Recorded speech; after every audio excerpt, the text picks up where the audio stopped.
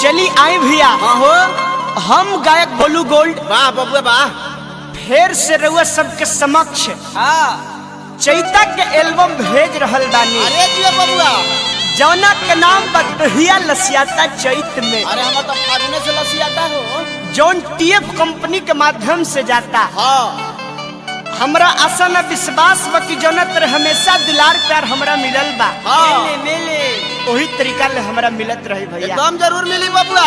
फिर से वही समाज। कौन समाज बबुआ? अंजनी रामांजा भैया, और के बा? रतन भैया, और के बबुआ? कुचिल भैया, अरे जियो। छोटे बाबा, जय हो। मुन्ना जी, वाह बबुआ वाह। सब केहू उपस्थित बा। हाँ हो हाँ। देखी जकर हमरा शुरुए से भरपूर आशीर्वाद मिलेला। के बबुआ?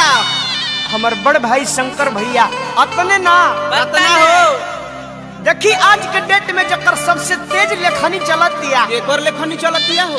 उमेश अनमोल भैया। और के बबुआ? हमरा बड़ भाई बबुआ उमेश कवि जी। अरे जियो। देखी हमेशा हमरा हनुमान जी रखा पीठ पर हाथ देके तैयार रहले हमरा। है बबुआ। बबलू बबुआन जी। वाह। पलट भैया। अरे और के बाबू? गांगी पर से भीम यादव जी। वाह वाह। सब लोग उपस्थित बा ए बबुआ। सब लोग बा सब लोग। और साथे साथे हमरा रघुवेंद्र भैया भी उपस्थित बानी। बोलले बानी बबुआ।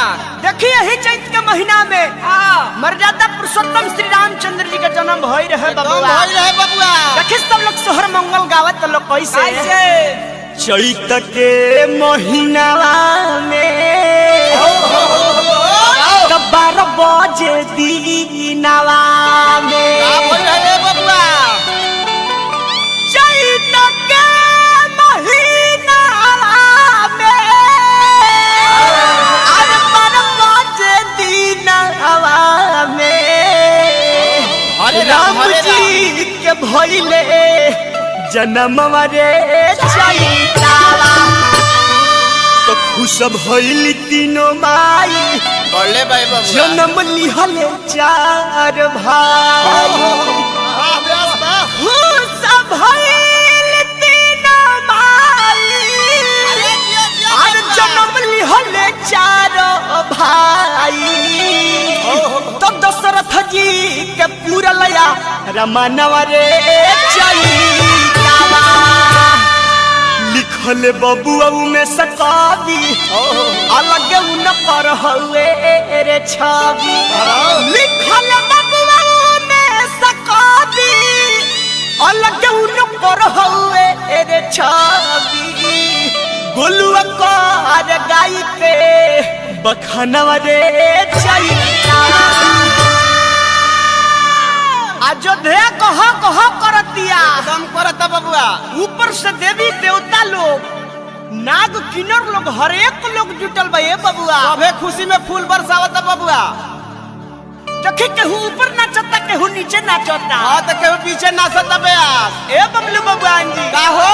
सोहर के आनंद लिही जी। सुन के मना खुशहाल हो गई का भाई बबुआ? कि अयोध्या में कमाल हो गई। राजा दशरथ जी के चैते में ये बबुआ चरी चरी गोला हो गई।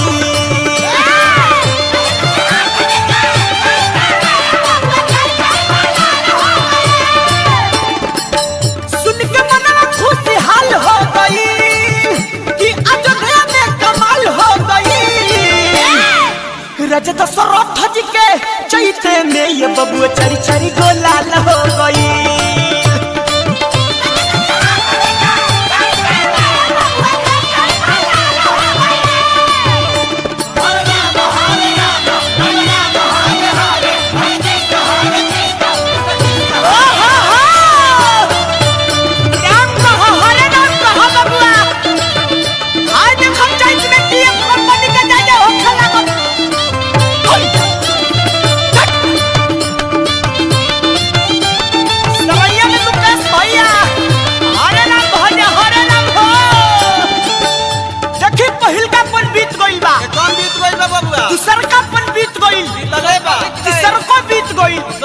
चौथा आ गइल बा बाबू।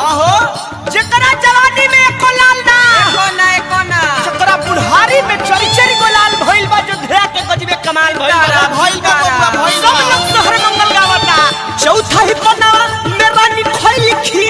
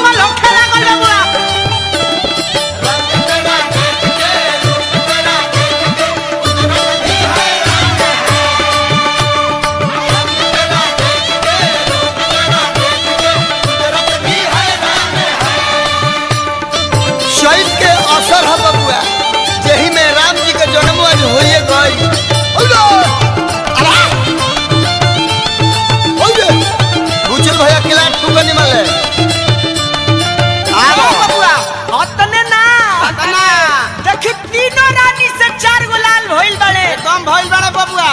राजा दशरथ जी के खुशी के ठिकाना नहीं खे। अयोध्या में बबुआ खुशी मचल बा। गह गह करत दिया अयोध्या। एकदम फूल बरसता बबुआ। ए शंकर भैया हरे राम कह हरे राम कह। भगवान के नाम ओए में तोरन तारा बाबा। ये कोई से कोई सुमित्रा से दूगो राम जी को सलिया के शत्रुघ्न अनुज हो।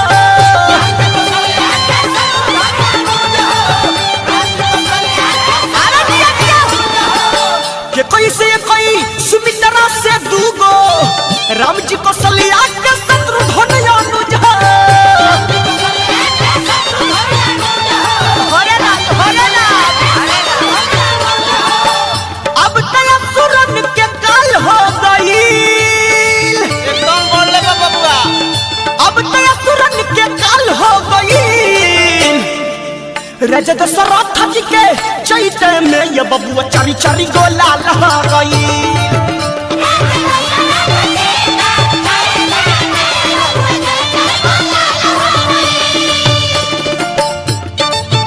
एक पवन राजा अब जग राजा हो। अरे दिया बबुआ। सरैया में राम राम भज राम राम भज। सीताराम सीताराम। हरे राम।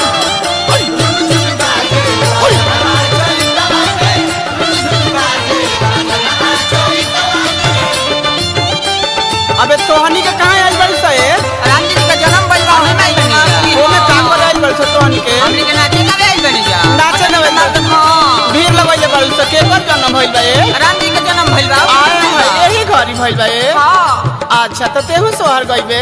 हां हम न गई। तो गइबे करबे कि नाचबो करबे? नाच हिलाई। हिलावे बड़ी। हां आय है हिला ले तोरे बरा मौका मिलल बा।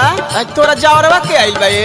राम गया आइल बा ढोलक बजावे आउ के आइल बा। अरे मंगे आइल बड़ी है पवारिया का हवे? हां इहे खुशी से घरवा में झूमतारी रानी केहू लुटावे सोना केहू हो चांदी। अरे जाओ। खुशी से घरवा में झूमतारी रानी केहू लुटावे सोना केहू हो चांदी।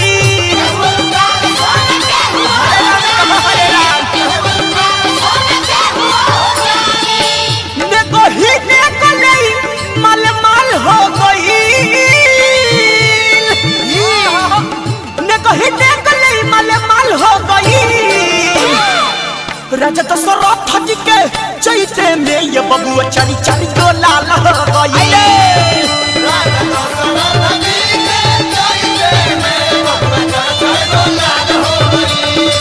राजा दशरथ जी के चैते में ये बबुआ चारी चारी गोला लह गई।